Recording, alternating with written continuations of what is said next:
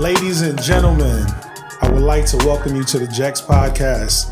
I am your host. This is episode 1 of the Jex Podcast. I'm Michael Jex, your host, with my brother, co-host, Mr. G. Cowan. What's up, everybody? So listen, this feels good, man. Gary, this feels good. I'm gonna tell you why this feels real good, because it's the first time that I feel like I can do this podcast and it like feels 100% authentic. Mm-hmm. So, obviously we did the Dreams and Nightmares podcast for a while, but the name just never really fully clicked with me. There was a lot that went behind, picking that name. And so moving forward, we are going with the new brand, new name, new everything, with me and your boy Gary G. Cowan. And I'm excited, man. I'm excited. So this is episode 1, and I'm gonna start off on a great note. I got some Miami people in the house with me. They're not gonna like this first note, man. But shout out to my Lakers. Shout out to my Lakers who got it done. Yeah, I got some middle fingers going at me right now. We gotta give a shout out to Mr. LeBron James, man, getting it done for my man Kobe. It's a big difference between I say hopes and expectation. I said that last time. They hope they would have won, but they expected. Yeah, you might have lost, man. LeBron is a hard mountain to overcome, man. Well, listen, man. I give the Heat a lot of credit. Yeah, I give the Heat a lot. So I'm gonna give y'all credit. I'm gonna give y'all props, man. The Heat, I give them credit because nobody expected them to be there. They played hard. But maybe next time, y'all probably need Giannis or something like that. Yeah, it's not gonna happen. Not on Bron's watch. As long as LeBron in the league, that's not gonna happen. And I'm pretty sure that Pat Riley feels like fucking shit because he's, obviously he was tight that LeBron left the way he left. And I'm pretty sure this was, his first time to get back at him. Payback. I got to get him back. We got to get him back somehow. But he already knew that was like trying to knock out Goliath with a P. Right. You know what I'm saying? So yeah, man. I mean, shout out to the Lakers. And so I think, one of the things that's been swirling around, my mind. I know obviously when we do this podcast, it's something that we have. Our point of doing this is to really give people value from many different aspects. We want to give people, the type of value that they can get off of this after the hour or whatever time they spent listening to this, and they can go and utilize it in their life some way, somehow. So, one of the ways that I feel like I've been, and both myself and Gary, been able to, add value on this platform on a continuous basis is just by, giving people real life, situations that they may deal with and give you guys different perspectives, right? You know what I'm saying? On what's going on in the world today. So one of the things that I feel like is a great topic that, and this is a topic that we could always come back on and touch, especially nowadays. This is not something that we necessarily have. Well, I don't know when there's ever going to be some sort of like control over it. It just is what it is. But the thing that we, I think, miss a lot when we try to, I guess, find ourselves from a higher level, we don't think necessarily about the effects of external validation, and a lot of the effects of external validation can be negative. So let's talk, what is external validation? So external validation, right? That's when you value something outside of your current self, so if, for example, let's talk stuff that, you guys probably have everyday interactions with or notice on a regular basis. We're going to use what? Social media. Social media is one of the biggest culprits in people trying to get external validation from, right? You don't really have to even go that, because like you said, it's ongoing. Social media is now, but you could go back because you can't stop. Like before social media, there was still a lot of external validation. Absolutely. So yeah, well, give me some examples of that, and then I'll touch on what's going on. Well, to me, external validation is I'm just looking for an outside source to make me feel good on the inside. Absolutely, yeah. Right. Yeah, you're trying to get value from outside. As we always talk about, most people are kind of like, their goal in life is to fit in rather than stand out. Now, to fit in, whatever group that's in, to fit in that group, you're looking for validation for that group to let you in. Right. Or to make you feel at home. let's go back to high school. That's where it all starts. We all want to be some kind of cool person. Without question. We don't want to be the person that's the example or the target in the roast session. You understand? Back in the day, you cannot be the target in the roast session. So external validation will come from friends, the group of people you're trying to impress, and you're hoping that, listen, I gotta not be myself and show them I'm cool enough to be around. So for a lot, like for me, I was like, being and I'm not gonna keep throwing out the just necessarily introvert word, but now let's throw into self-esteem. So we're gonna pause right there. Here's why here's why he like paused. That he was driving the car and he tried to like swerve around the car. The cone. He tried to swerve around the cone, right? Because he keeps saying he's an introvert, but if you know him, he's not no introvert. So he's getting used to now saying he used to be one. He's no longer. Because now I'm not looked at under that light. But yo, hold on, you got to see the face, y'all. If y'all see their faces behind the camera right now, there's like introverts, like now it's not. But for the people that know me, man, I'm telling you, people always say this, man. It's people that I know from high school that never heard me speak before. It's shocking to know that I'm in this lane that I'm in. So there was at one point. So it's at one point, majority of my life, I'm known as the introvert. Right. And obviously that's not the case now. But let's go, self-esteem. It comes from not liking rejection, which is why people are shocked of how we do business today. Because I'm a person who I was afraid to make first impressions because I know that sometimes you can't take that back. So I wanted that validation. I want to make sure I didn't mess it up. So I'm not person that they kind of shun and throw to the side. So I wouldn't necessarily say I needed to fit in, but I didn't want to stand out. And that's where, to me, external validation came from, is that off the block. And now we have social media where you're not just looking for a small group of validation, you're looking for the world to accept you. Exactly. It's like taking a magnifying glass on the ants in the sun. You know what I'm saying? Yeah. That's what social media is now doing, right? To people. Imagine being in high school right now. So I think that's, people, we gotta be a little, I say, empathetic for kids that's in school right now, because they're dealing with shit that we never had to deal with when we was in school. You know what I'm saying? So imagine that we had to deal with those effects of not wanting to get roasted, right? In our classrooms. But now imagine you get roasted in your class, and then the class is on social media, and then they, put a camera behind everything. Yeah, and now it's floating around in group chats and shit like that. We ain't had group chats and nothing like that, back growing up. So there's a lot of kids dealing with. You can't even lie about it now. Social media allows a lot of people to lie. Yeah. Well, that's what I'm saying. It does allow a lot of people to lie, and then the lies become reality. Then they try to have to live up to this lie forever that ain't real, which in turn, causes a lot of damage. You know what I'm saying? One of the things that I was thinking about when I think about external validation, mind you, like the examples that we could use for external validation can go deep. I mean, this shit can go miles deep and millions of levels, deep as well. But I was thinking, right? So here, let's use one example, right, of external validation. It's gonna come left. So the other day I'm looking at I'm scrolling on my Instagram, and I see we got National Daughter Day. And then like a couple days later, it was like National Son Day. And then a few days later, it was National Daddy-Daughter Day. And I'm looking at my phone, right? And this is like a couple days going on. Now, mind you, these stuff I don't keep up with, like, at all. But then the question started to hit me. And then I see, like, celebrities is really, they're posting these pictures. Oh, National. And I'm like, National Son, what the fuck? Like, so I start asking the question of, like, all right, first and foremost, who the fuck is making these days? Who's the individuals that's saying, today, we're going to declare National Sunday? I had to ask my mom, let me get the Bible. I had to pull a Bible out. Let me see if this day is in the Bible somewhere. Like, did I miss this in Psalms, 26? Where is these days come, and why now? Okay, so these days are popping up out of nowhere. So we got to ask ourselves, who's making these days up? Then you got to now ask yourself, well, now why are these days so important?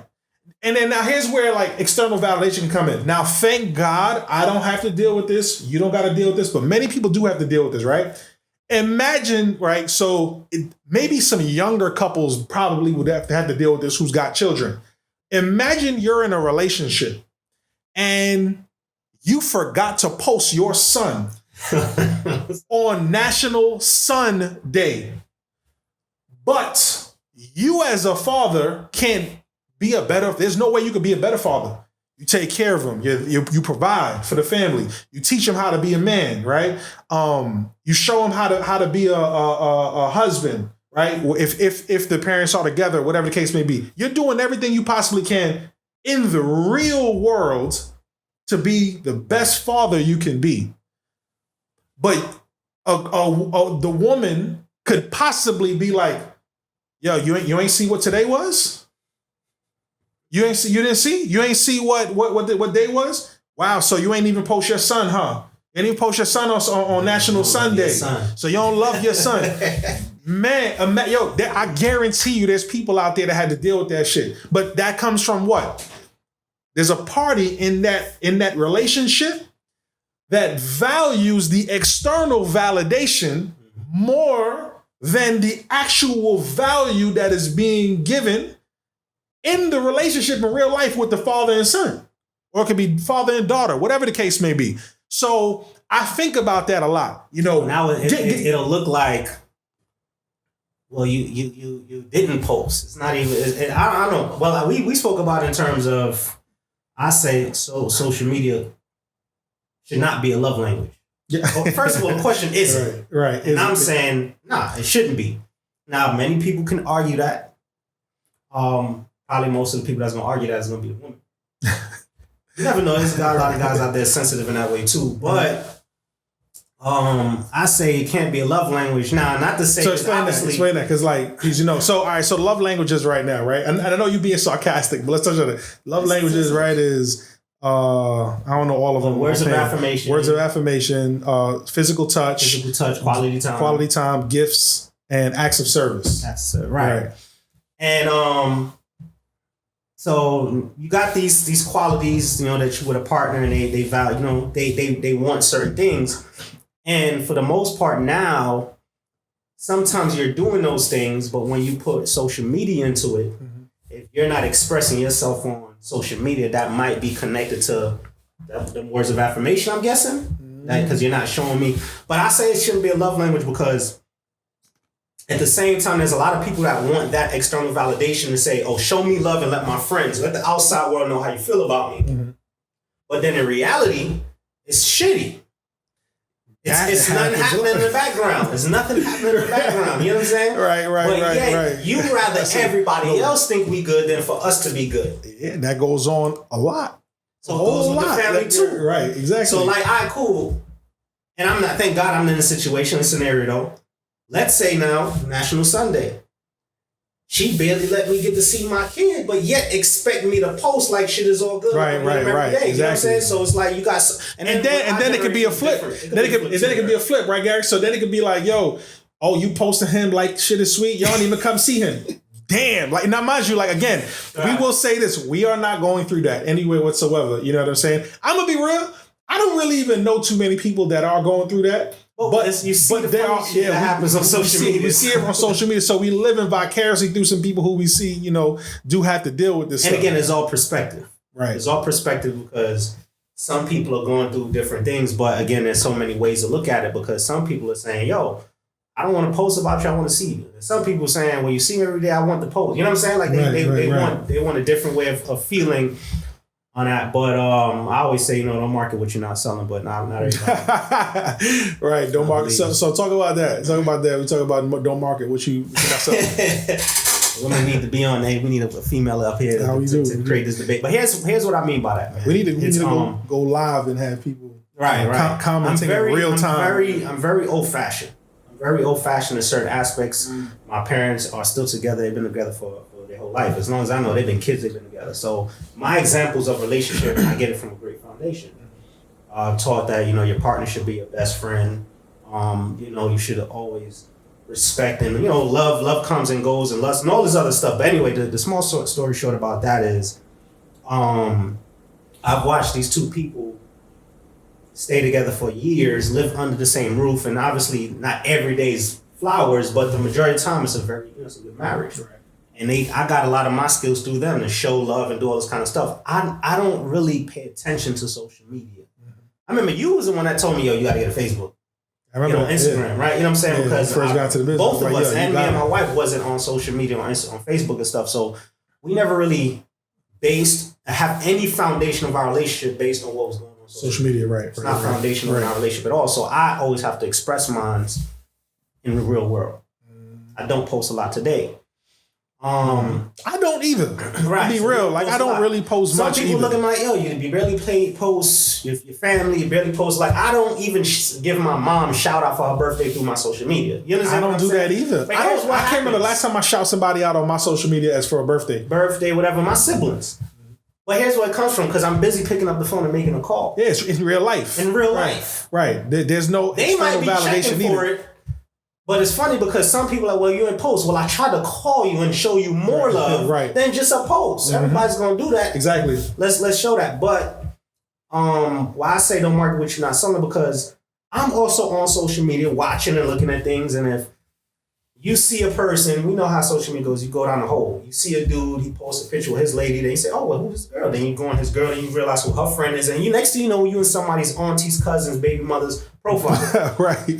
His guys up there waiting to see a female get tagged that's hot so he could go check her profile. Right. I'm not tagging my girl in my picture so you can go check her profile. Right. You're not marketing because what you're not selling. That part of my life is not for sale. You don't need to see that. Right. You understand? So, but other people would see that as not. You don't want nobody to know what's going on. And I understand trying to hide what's going on. You're trying to hide me and stuff like that. But it's just like, yo, I don't need to give you reasons to be in my business. That's how I look at it. If you're in it and if I post it, that's fine. I'm not going to force it. But that's why I always say, don't market what you're not selling. And it's funny as we talk about it, because I remember having a conversation with someone and I was like, yo, you're going to be the reason why chicks is in your man's DM. Because you posted, everything look good and all that. And then she like, I want that. Yeah, you got this on display, full display. Full display. How Black Friday sale right now, and you need to see this. Cool. I can't find mine. Let me hit up yours. Right. But that's just my funny way. And then they gonna get bad, like, yo, you actually was, you had people in your DM. You put it up for sale. You put it up for sale. You put it up for sale. Right. And again, that's just my perspective on it. Doesn't necessarily always happen. That's just my funny way of saying, yo, that shit does happen though. Right. Like it happens to few people. So I just believe that. Now, but I got my ways of showing love. You know what I'm saying? I be like, and why I say social media should not be a love language is because there's a lot of dudes out there trying to show their love with the way they're used to, the foundational part, and not be a victim of social media because it's so poisonous. Exactly. So we're not just trying to put our whole life surrounded by it, but yet some females will have shit going all good at home. Because the shit don't happen on social media, they fuck home up. Yeah. And then we go with even relationships and friendships. That's that external validation we talking about. People want to make sure that the outside world see how you feel about them. Right. To the point where I don't care if you feel like that, just fake it. I just want them to think something. You know what I'm saying? A lot of people post how whole family's great and all that kind of stuff, but it's just crazy. External validation could and I'm telling you right now, the external validation right now, it really comes from the magnifying glass of social media. Now, I'm going to be real. Look, obviously, you're going to be able to find this podcast and a lot of value, period, in the world on the internet and on social media, right? This podcast is going to be on YouTube and you'll see clips on Instagram, things of that nature. But, let's be clear. A lot of things that you'll hear from me and Gary, just for the continuation of time, is making sure that we're very much on the same page as far as vocalizing and understanding the effects that social media can have. See, I heard this from Mr. Dion Graham, who couldn't be here tonight, but Mr. Dion Graham, he says with social media you have to be purposeful with it, right? So Dion, has some very big hats that he wears in the entertainment industry. And a lot of his work is dealing with social media and things of that nature. And if you go on his social media, you know what you see? One picture. Dion's Greg got one pick, right? You see his stories, barely ever. Right. What's the reason for that? You know, he's purposeful with it. He has an understanding how he wants to utilize it. And since it's his job, he doesn't necessarily want to get high off his own supply because he works behind the scenes a lot with it, right? So, you know, always just understand that. We'll always be talking about that. If you guys ever watch the documentary on Netflix, it's called The Social Dilemma. It's a deep documentary. It's a deep documentary. You know what I'm saying? Now, I ain't here to burst y'all bubble. Look, I'm not trying to be the vegan of social media. You understand? Like, you know, I'm not trying to tell y'all, you know, don't eat meat or nothing like that. Don't get on social media. I'm not doing that. You know what I'm saying? What I am saying is just be aware. You feel me? And all of us, so even right now, look, we use social media for a lot of things. You know, it's a buffet of information, a lot of stuff that we spend a lot of time watching, scrolling, listening to. I compare that to junk food for your brain. You eat a lot of junk, you're consuming a lot of junk food for your brain. When you listen to us, you might get some junk food, but you're gonna get some kale in there as well. You're gonna get some broccoli, you're gonna get, some educational things that's gonna help you in your life, but in a way that could be related to you. You know what I'm saying? Where you can really digest it. We're gonna dress up the kale with some vinaigrette. You know what I'm saying? Back in the day, if you went out there and you were looking for, let's say you got caught in a road session. Back in the day, you come out on the block, your friends started making fun of you. At some point, it ends. You get to go home. You get to actually saying, all right, this is crapped on me for 40 minutes. Let me go home and be I'm out. I'm not playing with y'all for the rest of the day. No home with social media. That ain't happening with social media. You waking up, you going to sleep, you taking all that home. So we see where this whole mental illness thing starts to take a skyrocket and rise through the roof. Yeah, you understand what I'm saying? People who now, to be honest with you, there's a lot of assholes in the world, and people. That's always been the case. And they never had a platform. Now everybody has a platform, no matter how small. Everybody got a platform. Everybody got an opinion. Right. Everybody's opinions against is highlighted. We have a platform. We have an opinion. We could be assholes too. Right. But sometimes we do this because, again, there's purpose behind it. It's purposeful. We know why we doing it, and we trying to communicate. So there's a good and a bad to it. It's just you got to know how to go through the good and the bad, and taking as much good as you possibly can. And but if it is what you wake up to and sets the mood, and you really use that to make it inside feel good, then you got an open hole in you that needs to be filled, because social media is going to fucking tear. Yo, it's not. It will, and it's going to do it in every aspect too, right? So check this out. Here's another way that I think that external validation. So we just talked about, a way or a couple ways where external validation can go and fuck your relationship up. I could talk about how external validation could go fuck your money up, your finances up. So check this out, right? How many of us would be okay with earning?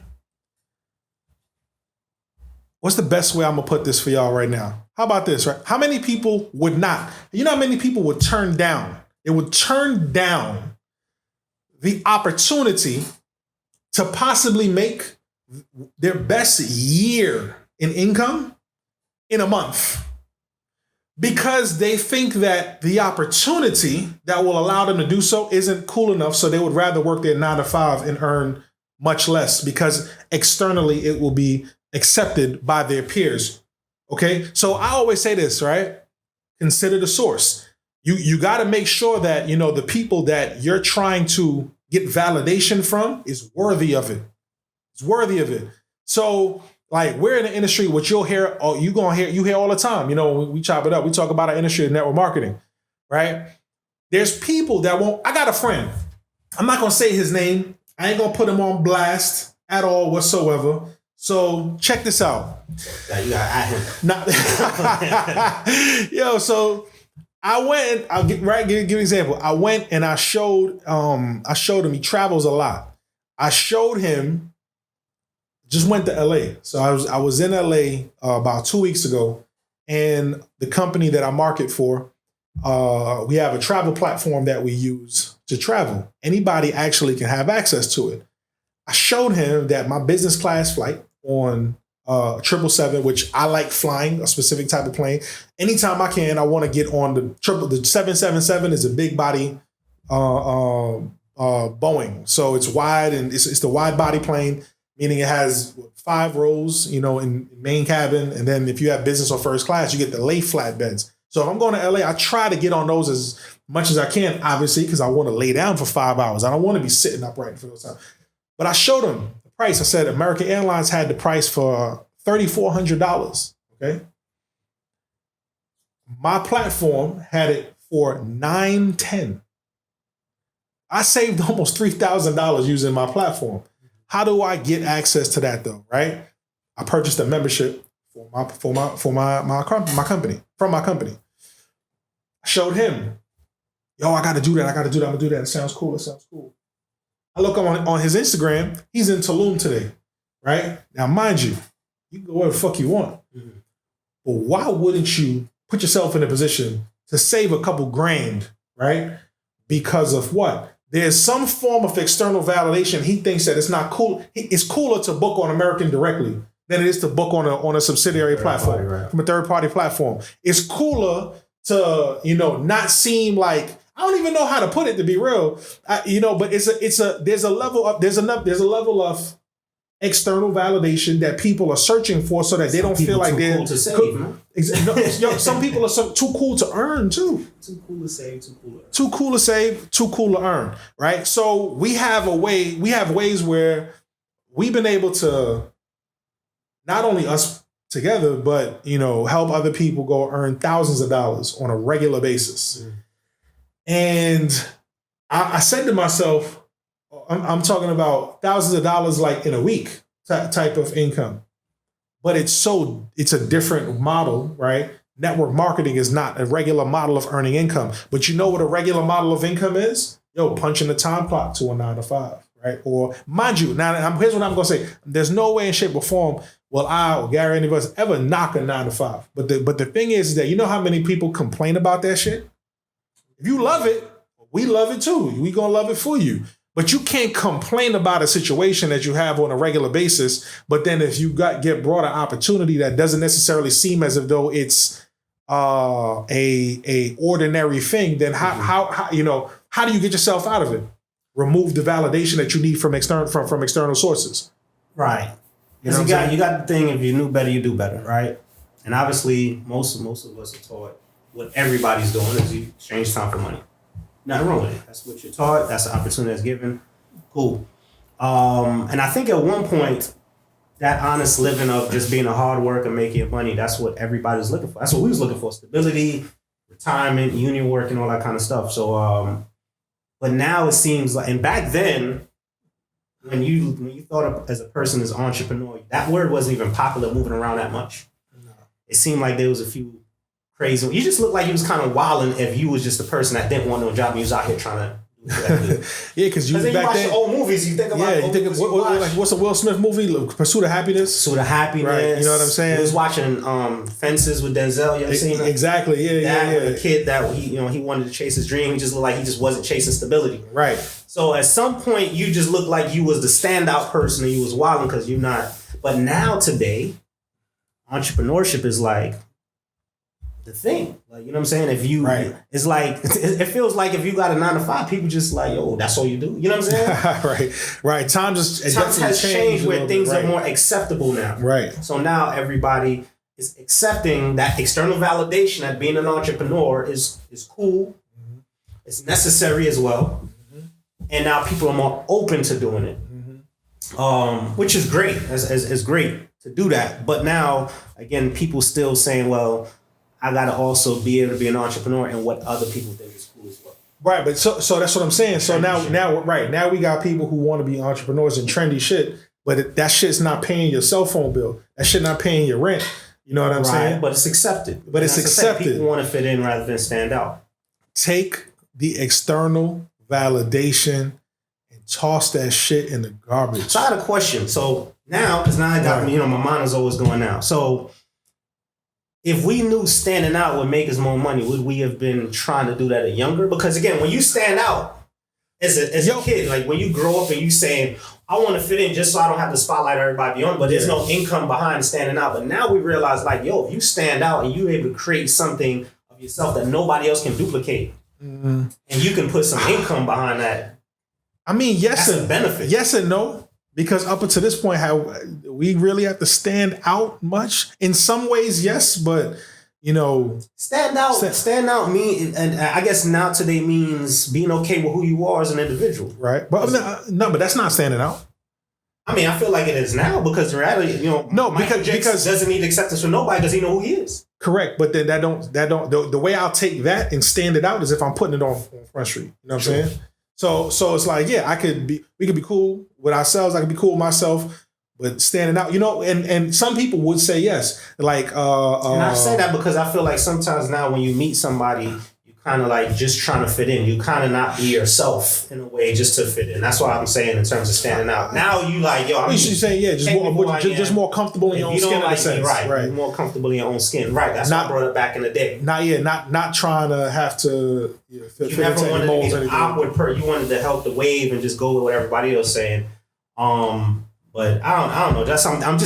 My mind is just running, so I'm thinking about it now because again, that's something I was looking to do. I wasn't necessarily not comfortable in my own skin. I just definitely didn't try to be the outcast and stand out where people wouldn't accept me. Right. Now it's like, I don't care if you accept me or not. Because at the end of the day, it's relative. You're not worth me needing your acceptance type of thing. You know what I'm saying? Like I'm gonna put myself around the people who see value in me, who I can get value from, and it's an exchange. But I'm just rambling, but I'm, you know, you good. No, the drink is high. I know what you're doing. But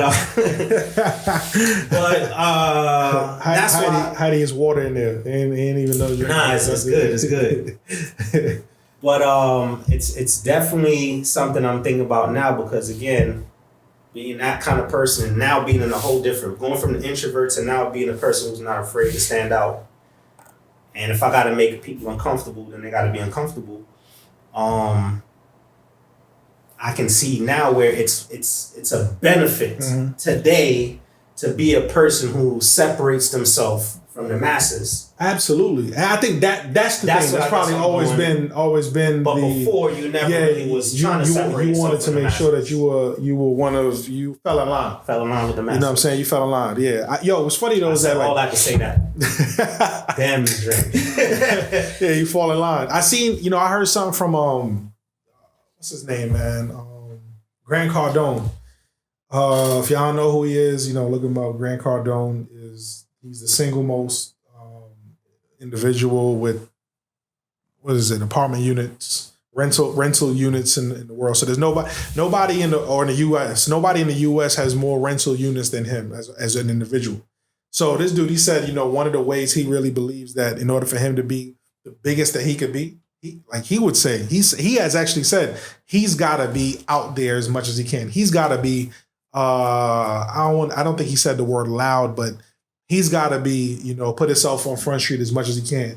And he started saying, the reasons why he feel that way is because if he looked at any other giant company, for the most part, it wasn't that they gave the best product. They were able to put their product in front of more people. He said he looked at, when I look at Nike or when I look at Pepsi or when I look at Apple, are these products actually the best products in their fields? Possibly not now, but they're the best marketed. You know what I'm saying? So he mentioned himself and he was just like, yo, I think that I want to be the most marketable real estate mogul and, public speaker and personal development coach, business coach in the world. You know what I'm saying? So maybe that goes along the lines of what you're saying, as putting yourself out there as much as you can. Let me ask you a question, because now we're not going to all act like we perfect and we never been a victim to external validation. That's a fact. How has it affected you in a negative way and in a positive way? I wouldn't say it's in a negative way, but I definitely think that there were times where I just don't feel like posting something on social media, but I did it because I felt pressure from, having negative or maybe zero validation from external sources. So I will go post something. I don't know if I really had to think about how you feel. Maybe my brain got to jog a little bit on that. But how do you feel? Negative of external validation. Yeah. Have you ever went to try to achieve external validation in some way, shape, or form? And yeah, definitely. I mean, we all do. I'm just, you know what I'm saying? Do. Yeah, we all do. Hit the negative part, man. It's Well, give me an example. It's all right. So obviously, you know, when it comes to, and let's go with social media because that's relevant today. I'm not keep going back. So we go to social media. The people, me wanting to post like how other people post. Meaning that kind of like what I was saying. Yeah, meaning like if people showing lifestyle, I feel like, well, I'm around these people, I gotta show it too. People are posting about their business, their income, that kind of stuff. You'll probably feel like, well, since I'm in a circle, I have to do that too. Now, what happens is that's probably not even really me, right? And I'm consistent with who I am. I'm not consistent with faking. So if I feel like I could do it once or twice because of people doing it, it's gonna crumble. Because now I don't have those habits. It's not embedded in me. So sometimes I do say, you know what, I got to post a little bit more and I'm going to be consistent. But really, it wasn't me. Mm-hmm. So now I do say, I'm going to do it. And then I don't keep it up and I look like I'm not, you know, an executor in a certain way. So it's went bad for me trying to keep with the people that's natural. Mm-hmm. And people that's naturally looking for external validation as well. Because there's some people every morning they got to make sure somebody else is, you know, liking their shit, right? And me, I really have learned to not give two fucks of what nobody thinks that's happening in my life because I know what's happening in my life. But sometimes I feel like I gotta give somebody something. But we do though. That's the thing we do because the thing is that we both. Because I feel you a lot on that because I'm the same way. I don't really need nobody for no sort of validation. Like even like, you know, there's a lot of people out there in the world that will go buy designer and go buy crazy stuff for that external validation. I love designer. I love nice stuff. But it's for me. It's for you, right? Right. Like I'm not one that goes out there to try to flex on the world because I have some people do that. Why? Because they need that external validation. Right. That's what I'm saying. So you knowing that you do it. Like we talk about people that's weird. Wait, I tell you a positive effect of external validation needed. Yo, when I started wearing slimmer jeans, remember that? So remember that? You was like, yo, this was like 5 years ago.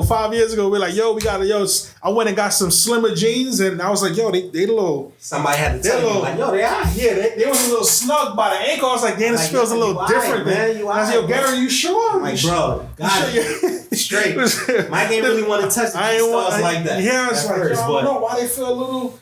And now, you know what I'm saying? I'm all right now. You feel me? So external validation. A fitted shirt, going from 4X to medium. I felt so naked, son. My shoulders. Yeah, but here's the funny part. You know what's the funny part? The funny part was I never was a super baggy nigga. Right. Like even being in New York, growing up in New York, I never had the 4XT. I never had the big jerseys. Now, remember we used to work at Foot Locker. So Foot Locker used to have the sales on the what you call it? What's on the undershirt, not the undershirts, when you're in the winter, the thermals. See, it's been a long time since I wear them. So I remember I'm going into work one day. The security guard, so the security guards and us, we used to always roast each other like, yo, you got a small Mike, thermal on. I'm like, yo. Mike actually wore his thermal. My thermal is supposed to be under. It's not supposed to be baggy. Everybody else's thermal was their outfit. Like I'm not from Harlem. Like, I don't need to have a super baggy thermal on. Everybody in Harlem, so I had the 4XTs. Yeah, man. So I didn't need this. I wore for what it was. 1/2. Yeah, I had my thermal under my jersey, showing off the sleeve. It was snug. I didn't need this. I went to school up in the city, so I was around all the so I had to fit in. I didn't want to be the one random Brooklyn dude. It was crazy. I remember when I remember at one point Nike boots when they first came out. The ACGs boots. ACGs when they first came out. I was chilling uptown. Everybody Foot Locker buying. I went back to the hood with them. Went back to Flatbush, Kane Park. So they roasted me. Because you a Harlem nigga. Now you where your school. Where your Timbs at? Where's your constructs? I'm like, nah, these is hitting it. They roasted me. This nigga boots.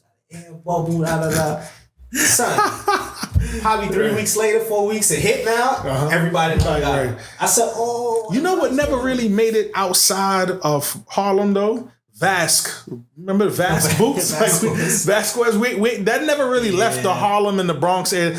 Brooklyn cats ain't really. We ain't really touch certain things. We ain't touch some of those. Yeah, like but that. I would, and that's why I think me now, this who you see now not caring is because being a person that grew up in Brooklyn, hung out with where I went to school with all those people.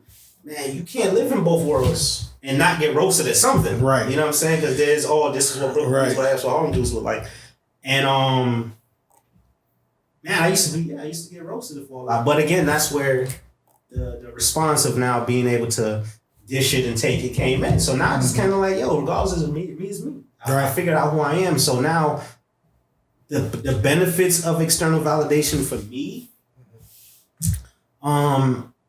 honestly, I won't say it's necessarily a benefit emotionally, but it keeps me consistent. It's like accountability in a certain way. Because I always put social media towards money. I don't look at it towards personal. I always look at anything with social media as business, financial. There's a purpose behind it. So there's a purpose. When you put yourself out there, you just want to be accountable now. You have all these eyes on you to keep you accountable. Right. And it makes me a little bit more consistent with my word rather than just saying, all right, well, it's just me talking to me and I just be lazy in certain avenues. So that's the benefit of that external validation to say, all right, not only is Gary out here doing his thing, but you get some recognition with it. Right. I think a benefit of, actually, I'm going to say I think the biggest benefit of, and it's actually one of the biggest benefits of my life, of not trying to fall in line with external validation, is with my current career choice, my career choice period. Yo, you got to understand, like, network marketing is not a thing that is revered by most people, because number one there's a cloudiness around it. People don't really understand it, and those who do understand it or think they understand it is something where it's like, oh, you got to sell stuff to people. You have to sell. This is this is not cool. I don't really want to do this. Why do you have to sell? Yo, if you can make $100,000 a month selling something, then would you rather do that than, again, like, punch the time clock? If I was somebody who was chasing external validation, I would not be in the situation that I'm in right now. You know what I'm saying? I feel that, bro. Yeah, exactly. You know what's funny? I always would say, man, like, so right now, you go scroll up and down your gram, you'll probably see, if you go on an explore page or if you're just on your feed, depending on who you follow, for the most part, you'll see a lot of lifestyle, high-end lifestyle, right? From every angle, right? And I always would like to ask people, that lifestyle that you see, if someone told you you can have the lifestyle and you can have that lifestyle working legally. So that's all they told you. You can work legally and have that lifestyle. Would you do it? Most people at that first question would be like, fuck yeah. Like, hell yeah, without question. You know what I'm saying? But then it's a weird question that follows after this, and it's like, okay, well, how am I gonna do this? Okay, cool, I gotta sell some. Yo, we sell stuff. People's opinions start kicking in, that's where. Yo, but we sell hold on, so save that thought, right? Yo, we sell stuff to people every day. Multiple times a day. You know what I'm saying? How is that possible? How do we sell something, every day? You ever had some food at a restaurant that you liked and you talked about it? You just sold a plate from that restaurant to somebody else. Did that restaurant give you anything for it? No. How many people? I just did it. When we started the podcast out, you know who I sold? I sold the Lakers brand. You know what I'm saying? I got on this podcast and I said, the Lakers, they won. Shout out to them, right? I even talked about the Heat for a second. That's me subconsciously selling it. Do I work for the Lakers? No. You know what I'm saying? Do I work for the Miami Heat? No. Am I saying their words? So right now, like, somebody would have probably listened to this podcast, would have been like, oh shit, I just remembered I wanted to buy that Laker championship t-shirt I saw on somewhere on the gram. You're selling stuff all day long. Yo, a movie that just dropped. Netflix. I said the social dilemma. I just sold that documentary. Is that documentary paying me anything? No. We do that shit every hour of the day on something, and we don't get paid for it. But the moment we bring this element of actually having to sell something and earning a commission for it, that shit becomes taboo. Oh, I don't want to say it. Bro, you sold everything that you have, that you wear, that you talk about. You're selling it in some way, shape, or form. But I think the reason why that it doesn't connect is because that once there is that that light that shined on the fact that you have to sell something, or you could possibly have to sell something in order to make a commission, the light is now shined on you. And the light is now shined on, can I do this? What is people going to think of me? What if somebody says no? Then the light is now shining on like personal characteristic traits that what's funny is our industry teaches you how to build up. Yo, let me be real. Being in a network marketing company and having to go through the training in order to be really good at it, this gave myself, it gave Gary, it gave us tools that can allow us to thrive in any industry, because I would say we are pretty much indestructible internally. So the light that shines on people right now, they're saying, man, I don't know if I can do this or not. You get taught on how to be built up from the inside out. So I don't have a conversation. I don't care if I'm having a conversation with any of us in the room right now, or Donald Trump, or Barack Obama. My confidence in what I'm saying will never veer. You know what I'm saying? I've been in rooms with people that, have high levels of clout, millions of followers, and I look at them in their eyes. We are eye level. Okay? What's the difference between us? Nothing. You know what I'm saying? The only difference is that there's some individuals who have more notoriety, right? Because of the industries that they choose and things of that nature.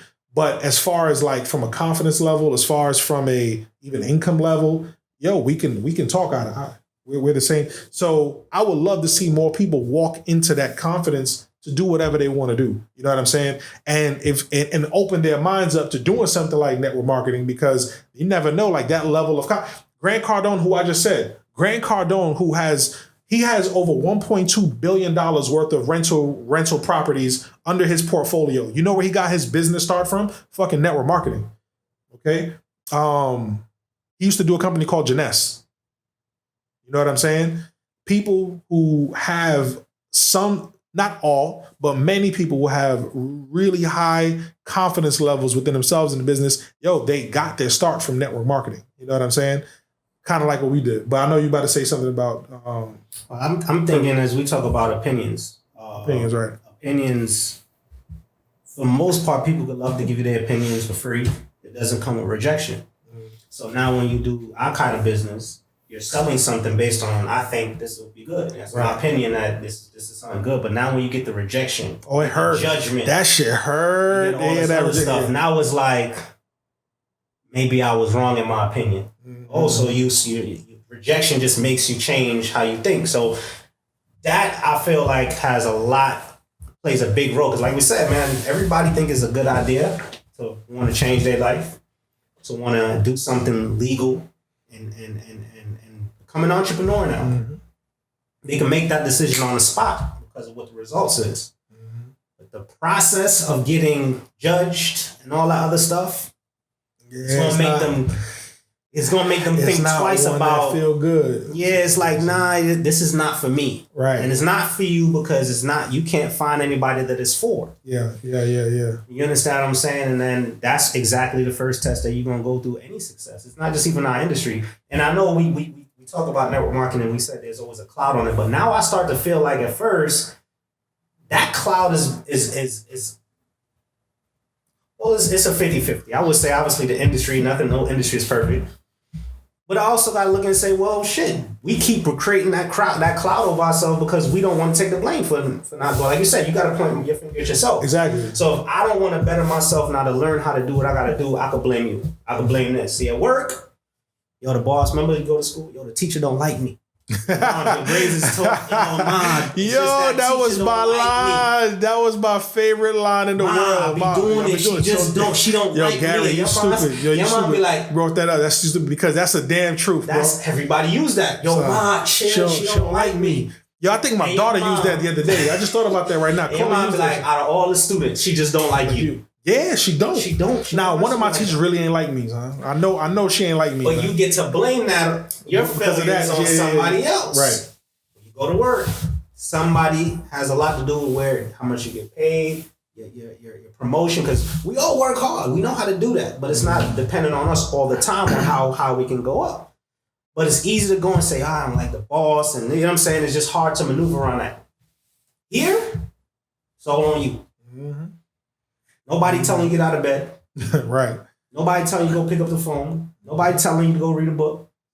Teacher ain't telling you to go read a book to pass no grade. It's all you. So the moment it doesn't work out, first thing they try to, ain't nobody to blame. You're just going to say, company don't work. This company, this industry, because we don't want to take the blame for our shit. Right. For not wanting to grow. We want change, but don't want to have to go through the process of it.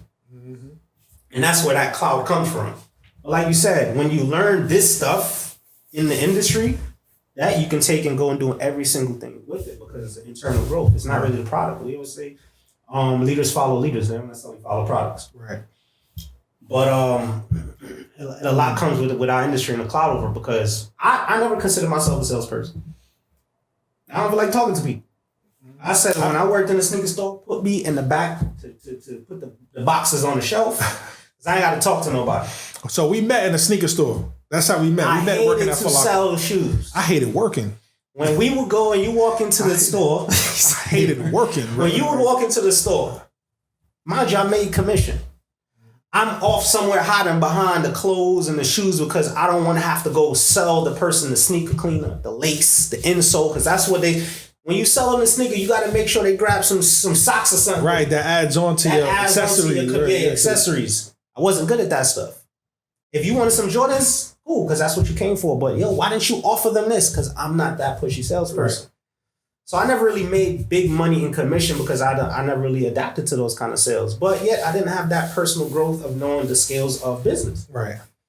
So I don't know what I'll call me then because I just didn't care. You just didn't. I didn't want to be there. Like, you don't want to do it for nobody else than yourself. Yo, real talk. I don't know what it was. I just didn't like. I had a job because I knew I was supposed to have a job at that age. I was at an age where I was like, I need to have this job at Foot Locker. You know, my mom wanted me to get this job. Malcolm got me the job, and that was cool. Your job almost got me fired. Shout out to Malcolm. But his fight? That was our first his fight in the basement. But it's funny because we both meet in a sales job. Both of us don't like for two different reasons. Right. I quit every week. Every week in my mind, I was quitting. I swear to God. Now I'll tell him too. Quitting right with you. I was like, yo, this is. But I never thought he was actually going to do it. So one day I was like, yo. That's it. Time is up for me, my man. I ain't coming today. Yo, you on the schedule? I'm like, yo, where you at? It's the schedule says my name. Yo, you here yet? I ain't there because I ain't coming. I'm like, oh shit, he really did it. It's a wrap. He really did it. But now, obviously, the confidence on a different level. We just kind of learned a lot. So I feel like everybody. When I talk about the industry, man, I'd rather people take a shot and realize what they're not good at than always wonder. You know what I'm saying? You got to kind of take a shot at yourself and know and try to see what you're good at rather than kind of just accepting it before you try and say, I'm not that type of person. I'm not a broke type of person. But yet I was broke for mad long. Yeah, I mean, shit. And if you give me an opportunity to change the person I don't want to be, I'm taking that. You know, it's funny. Not everybody gonna take that shit. Not everybody gonna take that. We got a couple folks. Well, now with social media, you don't gotta look broke. Yeah, you can. Well, we just was talking about that, right? Like, you know, you can create a lot of props around your life to make it seem like you're doing your thing. Then once you turn that camera off, you walking back into a dark, fucking watery hole. Find the cleanest walls in your house to take a picture by. You get the fire filter. The best filter you can. You take all pictures of all your highlights of the game and stuff like that. But in true reality is the validation you get from the outside is just enough to make you feel comfortable in the shit that you live. So you know what? Here's what we going. So let's give them this right before we get off. How is it that people can get that internal validation, right?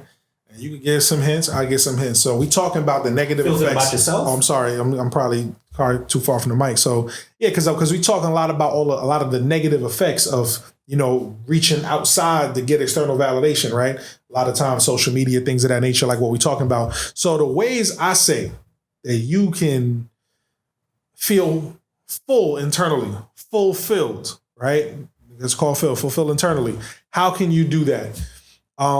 You could start, and I'll I can end off some of the ways, because that's the thing too. Like, we're not just highlighting the stuff, we highlighting some of the dumbass shit that people do, and then they put themselves in, and why they feel a certain way. But okay, so how do you fix that? How can you go ahead and change that around a little bit? How can people feel better about themselves? Well, the first, and this is before growth and before knowing what I know now. First thing I started to look at is I also became the person now who would make fun and create the roast sessions and do all this other stuff. Why? It takes the light off of me and my shit. So I realized that a lot of the people that will come and make fun of you and judge you are trying to just focus all their attention on you because they have their own fucking problems at home they got to deal with. Yeah. So when you put yourself in that place and realize, man, I got my own shit, but here I'm talking about somebody else, and you realize other people are doing that, you start to say, why am I going so hard trying to fix my shit or feeling affected by somebody judging me when they're probably in a worse position or same position? So I stopped trying to feel externally validated from people that I know don't have their shit together. That helped me to not care just from a ground standpoint of my surroundings. We all broke. I don't need to show you that you not broke. Or I'm not broke when we are. We all in this together. Right. So I stopped trying to look for outside sources of my circle, and then I kind of say, let me kind of work on me. Let me get my little shits together. Right. And that's when I said, all right, cool. Operate a little bit differently. Now, how do I keep that grounded through social media and everything like that is when you start to kind of like take in more development, when you start to understand that this is what the masses does, and you start to understand that people are here just to be critics, and a lot of people are going to make millions criticizing you. Everybody has a job. You're going to have haters. I'm not going to say you have to have, but you're going to have haters. You're going to have critics. Everybody has their role in your life. And sometimes the people that are around you that you feel like are poison are meant to promote you as well. So you start to take the negative and you start to create fuel from it. Because I'm a person who is fueled now when somebody, it's like a chip on my shoulder. So it fuels me rather than tears me down. So now that I understand that and I operate on that, it just kind of makes me work on myself internally in terms of taking in good things and knowing when to decipher what's negative and what's positive. So if I go on social media, obviously you're going to see the negative things that can switch your mood, but now I know the positive things that I can come to set it back. And a lot of people don't know how to get it back on track. Right. So I know where to find the things I need. I have the surroundings of people I need to also help me get me out that mood. Because a lot of people, when they go through negative stuff, they dig themselves in a deeper hole. They try to distance themselves from people, make it worse. When I'm going through my negative stuff, who can I call for enlightenment? Who can I call for encouragement? Who can I call that I know won't judge me? They're just trying to add value, and I surround myself with people that can help me get me out of my little hole, my little depression or whatever I can be in. So your surroundings, the things you take for your moods in the morning, because the morning, I believe you should have bad moments, not bad days. And then my results. You know what I'm saying? It's looking at progress, not necessarily the end result, but the progress you make just through those small changes is refreshing to know you're moving forward. Right. See, a lot of people want to see drastic change. Yo, you ain't rich yet. You ain't this yet. You ain't that yet.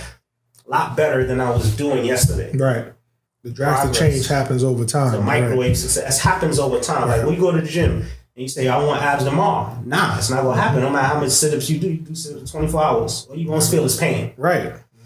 For a long time. And then you look at yourself and not see, but then somebody else sees you 2 months down the line, like, yo, you kind of dropped down a little bit, man. I see some progress. It makes you feel a little bit better. You go harder in the gym. So I felt like those little things that you might not see, but sometimes you can connect the dots looking backwards and say, you know what? I'm seeing progress. It's not complete change, but it's progress. Look at where our state is we at today, where a lot of this stuff is not completely changed or over in terms of racism, but there has been some progress. About that. Progress compared to where we're coming from. Yeah. It ain't changed. It ain't, right. There's progress. But there's been slight progress because now we understand our control. We understand we can educate ourselves. You know what I'm saying? It's progress compared to Martin Luther King days, but it ain't changed. But what happens, we're not devastated because it's little progress. We're motivated knowing saying if we can get a little, we can get a lot. And we're going to fight for that. But that's the important part. I think that people need to understand that they need to get motivated even by the non-progress. Like not having progress should not be something that people get defeated off. Well, that's what I said. It becomes fuel. Exactly. And it should be. But that's that's the right thing it should be. For many people, that shit becomes devastating. Because you need, so that's the thing. We're telling you what you need to do. Things that will probably, put you in a bad state should really fuel you. These things, the things that goes on in your life that you don't necessarily have control over, and you may feel as if though you got knocked down or something like that. These things should fuel you, but go ahead. I want you to finish your thought. Because now, as you say that, it's like people want change with no progress. Right. They just want it microwave overnight. Things are going to change, and if they only see progress and not complete change, then they're devastated off of that too. Exactly. But it's like, it's not going to happen overnight, and the progress might not always feel like it's moving forward. Like people could look at Mike and be like, "Yo, you changed your life in 2 years." Right. But our failures of doing the shit that we hated, it wasn't a process of looking like it was getting better, but it was progress because our mindset was changing and all the stress. And we was doing something every single day. Every day. Every day. You know what I'm saying? We was working out that money muscle. Right. We call it. So progress for me is getting my mind right. Like if I don't get that right, I'm never going to be able to step forward. So the more I go through and the more I learn, and I don't take them as losses, I take them as lessons. Yeah. That's progress, just learning by experience. That's why I say people need to just figure it out, do something, because learning something is progress. Yeah. Education is progress, and then applying it applying it is where the power is at. Mm-hmm. You know what I'm saying? Now my take on being able to, really go ahead and remove yourself from that desire for external validation is a lot of what you said, you know what I'm saying? But I also think too, in some ways, in shape or form, also removing yourself from certain things. So you said something that is true. When you're going through something, you want to make sure that you surround yourself with the right people.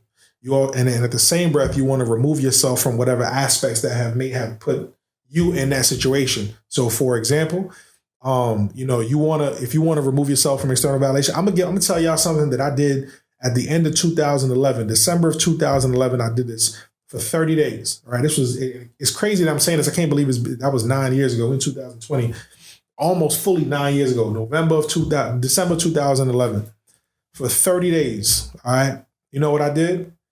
I didn't go on social media. I didn't listen to no music, and that was rough because Drake's album had just dropped. Drake just dropped the Take Care album, and that album was one of my favorite albums of all time. 30 days, I ain't listening to no music, so I was late on getting up on that though. No social media, no music, and I didn't purposely. I didn't have any like gossipy conversations, because that right there is something that we do every day too that we don't realize. That shit is toxic. You know what I'm saying? It's very easy to find a situation on social media or find a situation between friends or family members that we know and just like hyper gossip the situation. And I did that I removed all of that for 30 days. And what I put in place for those 30 days was nothing but positive reinforcing audios and books. So, if we look behind us, a book like that, we'll be talking about this right here. What's crazy, 30-Day Mental Diet. All right. We got some other books on top there. The Laws of Success by Napoleon Hill. You probably can see it. You probably don't see it. But what I was doing, I was reading books like that. And I was listening to audios, and these audios were individuals who were, who were successful and who were teaching how to be successful. Because truth be told, here's another reality that most of us don't know. We live on Earth, right? How long has Earth been around? I don't know. Tens of thousands of years, Earth has been around, and humans have been walking around in it. There's whatever you want to do, whatever you want to accomplish in your life, more likely than not, someone's already done it. And not only have they done it, they wrote about it. It's in literature some way, somehow. So if that's the case, you can remove some of the garbage that you fill your brain with, right? The junk food, and you can now add in some of the stuff that can help you get to where you want to go. So for those 30 days, I did that. All I listened to for 30 days was audios on how to become a millionaire in network marketing. Think and Grow Rich by Napoleon Hill. I was listening to, now mind you, I'll touch on that real quick, right? Think and Grow Rich by Napoleon Hill. If you're listening to this and it's the first time you're hearing what that book is or that name is, I'm gonna tell you where the root of that book came from. You ever heard of a guy named Andrew Carnegie? So Andrew Carnegie was arguably one of the wealthiest people of all time. Okay, Carnegie Hall up in New York, that was done by him. That was like a donation to the city of New York from him. Carnegie was a guy who created a steel company. Okay, so Carnegie went out and was pretty much a billionaire back when the thought of being a billionaire just, was unfathomable. Guy had tons of money. What Carnegie did was he took a gentleman by the name of Napoleon Hill and said, for the next 20 years, I want you to document the 500 wealthiest people in the world. And when you're done, I want you to write a book on it. And he said, I'm not going to pay you to do it either. I need you to go do that on your own dime. And when you're done, if you did it the right way, you would have amassed your own level of wealth. Just to give you a synopsis of the book. The man has written God knows how many books now on success. So if you want to be successful, you can go ahead and read some of those books. I took that time out and I did that. So we fast forward in 2012. Now, mind you, I was leading into 2012, I never had a job or anything like that 9 years ago paying me more than like $500 a week. You know what I'm saying? And at a job. I ended off 2012 making over about $12,000 to $15,000 a month. And then by 2013, I was well on my way to earning millions of dollars. I really do believe that change in my life was really catapulted by December 2011. Because if I didn't do that, I don't know where my mindset would be. Remember I told you, going in the industry that we're in, it really teaches you how to be steel from the inside out. That month did a lot of that for me. So if you're trying to find a way to reinforce yourself where you don't need the external validation, remove yourself from the things that do not serve any purpose to you in that regard. You know what I'm saying? Remove it for a small amount of time. I noticed, listen, and mind you, 9 years ago was a lot different now too, as far as social media goes. I think right now, so we wrap out a lot of our lives with social media. That's almost impossible to do for 30 days to not be on it. Take a week off. If you could do the 30 days, cool. You know what I'm saying? You don't need to necessarily be on it. You really don't, unless you have a thriving business that's run on it every day. Take time off of it. Take the damn app off your phone. Do whatever the case may be. But take some time to reinforce yourself. Read the Bible. Do things like that. That is. Many people already do that. Okay, so if you're doing that, and apply some of the stuff that you're learning. We have to take that time out to fill back in our mind and our spirit and our just in everything, because we give a lot of ourself to things that don't serve us. So the external validation, ladies and gentlemen, that comes from a void. It's what it is. You have a void within and you're looking outside of yourself to go ahead and try to find a way to fill that void. And many times that void is being filled with artificial substance. Artificial substance is stuff we've been talking about. Likes, the comments on your posts, all that stuff. If you fill yourself up with stuff that can reinforce that void to where there is no more void, you ain't gonna need that no more. That's how much stronger you could be now moving forward towards whatever you want to do. So if you're doing something that's unconventional, let's say somebody right now is watching this and like, man, I want to be the best landscaper in the world. But that shit don't seem like it's cool because I don't want to seem like I just cut grass for a living. You want to be the best one in the world. Guess what? If you really believe that in your heart, that you could be the best landscaper in the world, who gives a fuck what anybody thinks? Go do that shit. You know what I'm saying? That's the point. If you got a dream, you got to go ahead and shoot for it, man. It don't really matter about what anyone else got to say. If you feel strongly about it and you reinforce yourself with what I'm talking about right now, it'll be a lot easier to go ahead and try to achieve those goals and not worry about those bumps in the road from people that may talk shit about you that normally would easily take you off your course. Reinforce yourself so that you don't get taken off the course and you continue to do what you want to do. Because like I said before, like there were times where people, you sell something, you're a salesperson. Is it, that's what you do. And what I do, something that Gary said, anytime I really ran into a situation where I felt like this nigga trying to play me, they're trying I put that in my little fake wallet in my back pocket and said he gonna pay for that shit. He gonna pay for that shit. Right. There was somebody I remember. This mad little stuff. I remember there was somebody. We cool even to this day. We cool. And he made a joke like about 9 years ago. He was like, yo, man, so you doing that thing, bro? So what, you gonna buy a Lamborghini one day? And I remember that shit. And I was like, oh, this shit funny to him. Imagine I have a Lamborghini money. No, oh, you know what?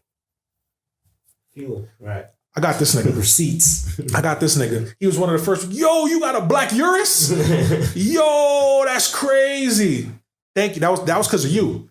Thanks. You got to use some of these things to fuel you. Fuel yourself to get these goals. But just to be clear, man, if you chasing that external validation, it's never fulfilling. You be chasing it forever.